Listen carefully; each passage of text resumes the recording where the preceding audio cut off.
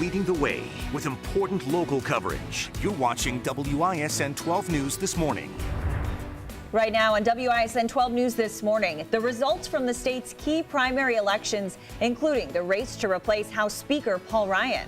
And this morning, details on the shocking investigation of clergy sexual abuse, what investigators are saying about the victims and the church's lack of action. We start with a big night for Wisconsin. Voters decided several key statewide races. And here in Milwaukee County, there is a new sheriff in town. Ernell Lucas beat out current Sheriff Richard Schmidt. 12 News' Ben Wagner spoke with Lucas at his campaign headquarters on the city's west side. It was a big party here at the Lucas camp at the top floor of the rave. Supporters out here very excited after Lucas was named the victor in the Democratic primary. Lucas ran a campaign on bringing fresh leadership to the Milwaukee County. 12 News' Caroline Reinwald caught up with the current sheriff, Richard Schmidt, who conceded the race last night. Sheriff Schmidt, can you tell us what's next for you? Well, what's next is this. First of all, I have 4 more months left on the term, which I do intend to fill out. And then as the people of Milwaukee County become very aware, I also am very involved in church work. And after these 4 months are done, I'll be out and pursuing the ministry once again and reaching folks with what I believe is the most important thing, which is the gospel of Christ. Schmidt took over after David Clark resigned last year. He's been with the sheriff's office for 32 years and was part of Clark's leadership team. His term is up on January 7th, 2019. And now to another big race, the state's top job. School Superintendent Tony Evers beat out a crowded field of 8 candidates to win the Democratic nomination for governor. Evers will take on Governor Scott Walker come November. 12 News' Kent Wainscott talked to Evers about how he plans to defeat Walker. Tony Evers ran away with the Democratic primary here in Wisconsin, finishing well ahead of a field of 8 candidates total to face off against Scott Walker in November. He met with an enthusiastic crowd here in Madison. I think voters in this state want to vote for something, not against something, and we're going to spell out very clearly starting tomorrow our plan to keep Wisconsin working for generations to come.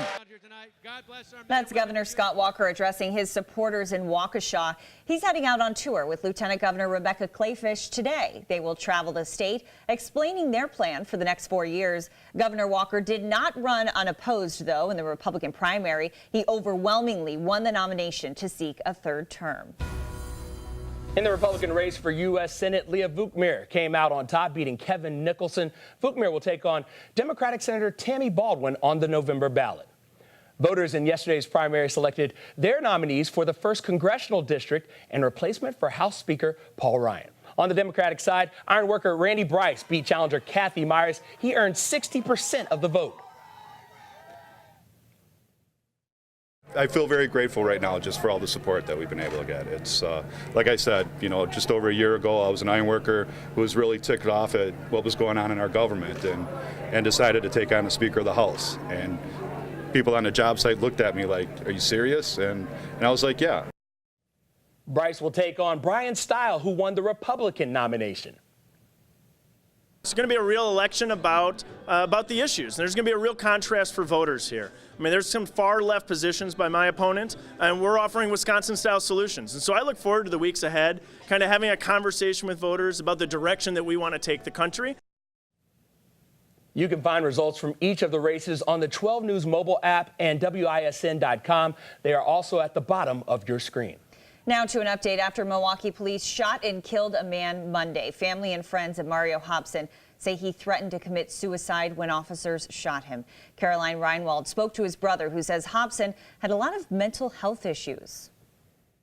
We want to thank you for allowing Mario to be in our life. Holding lit candles and bowing their heads in prayer. You know we got to find a way. A group of about 75 people, plus members of Mario Hobson's motorcycle group, gathered outside his mother's home. 12 News reached out to Milwaukee police for more information, but no one returned our requests for comment. Right now, a manhunt for a registered sex offender. Montreal Lackey is wanted for a parole violation relating to his child sex assault conviction.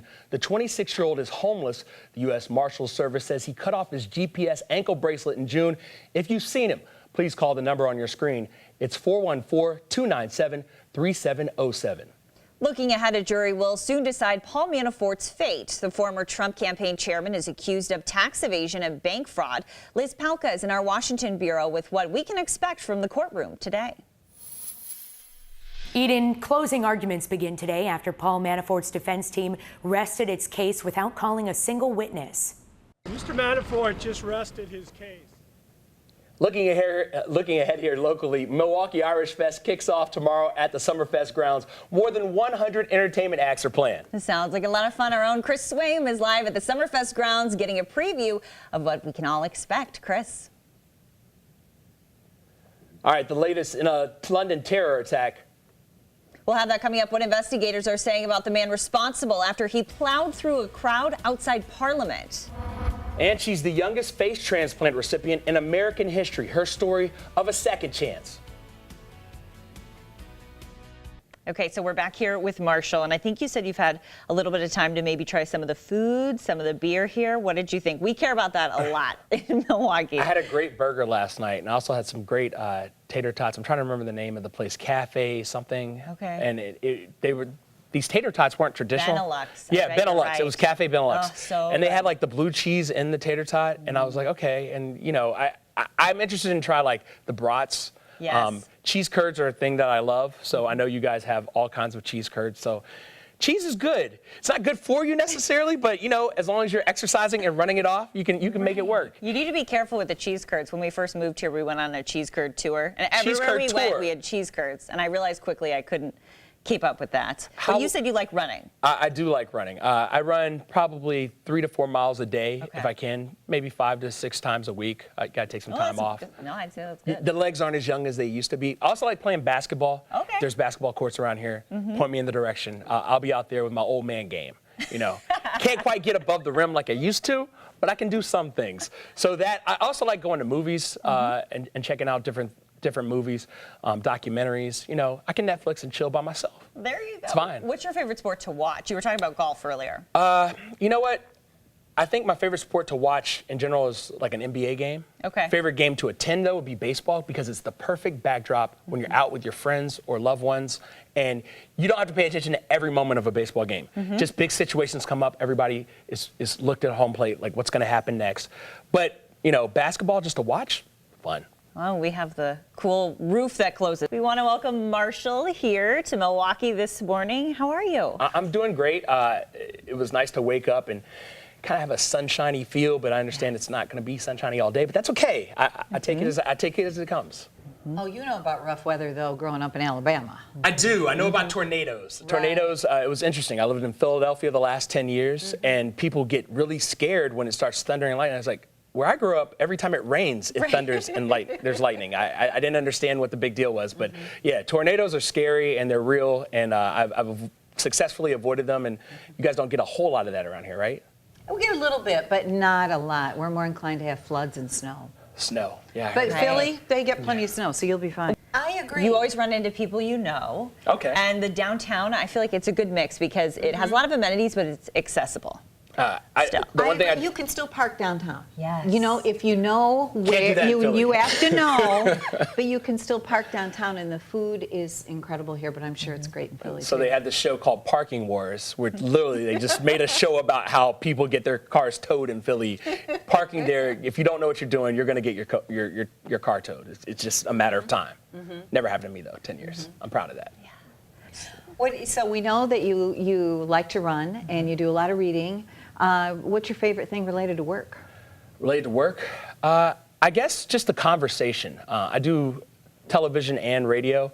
Sports talk radio is something I've done a lot of, and just being able to interact with people, that's when you really understand that you're having an impact, even though, you know, people are like, oh, okay, you're in the studio all day and you interact with a very small group of people, but when you go out amongst the people, you understand that people know who you are and what you do, and you get recognized for it, and you're like, okay, so it is taking a toll, and like people are listening to what I'm saying, and that's fun to have people go back and forth with you.